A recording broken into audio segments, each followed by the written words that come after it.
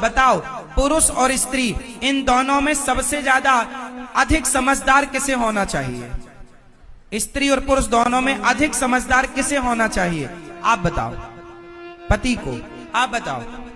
पत्नी को? आप बताइए। पत्नी को? आप बताइए। पति को? आप बताइए। पति को?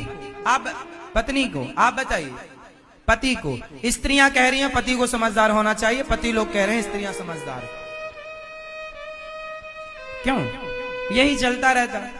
आप समझदार रहो, आप, हम नहीं रहेंगे, तुम रहो बस।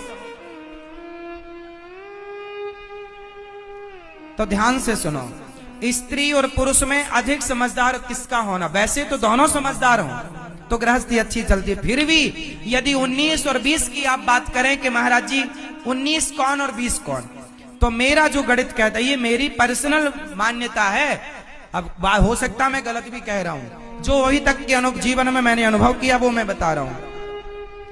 पुरुष का समझदार होना जरूरी है, पर पुरुष की अपेक्षा स्त्री का समझदार होना ज्यादा जरूरी इसलिए है क्योंकि पुरुष के कंधे पर एक कुल है, स्त्री के कंधे पर दो दो कुल हैं। इसलिए स्त्री के कंधों पर पुरुष की अपेक्षा जिम्मेदारी 2 कुलों की, इसलिए स्त्री का पुरुष की अपेक्षा ज्यादा समझदार होना चाहिए कि पति 2 बात कह दे या घर परिवार में कोई 2 बात हो जाए उसे बचाए और अपने घर गृहस्थी को बचा के संभाल के स्त्री रखे, क्योंकि रखना तुम्हें।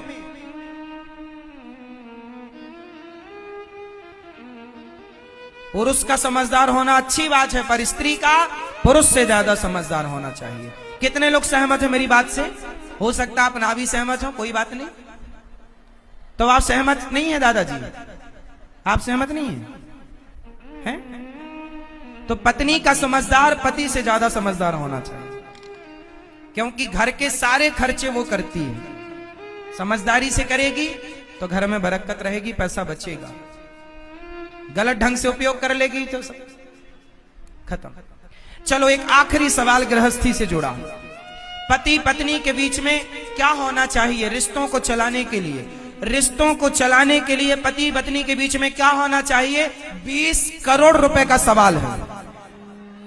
ऑप्शन सुन लो पूरे ही, और जिनको पहले से पता है वो टुप्पी टाप बैठेंगे, होशियारी बिल्कुल नहीं।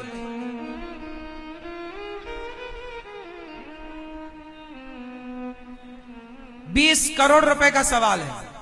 कितने का? 20। यदि आपने सही उत्तर दिया तो 20 करोड़ का ज्ञान मिलेगा आपको। यह ज्ञान कितने का है? 20 करोड़ रुपए के लिए प्रश्न यह रहा कि पति पत्नी के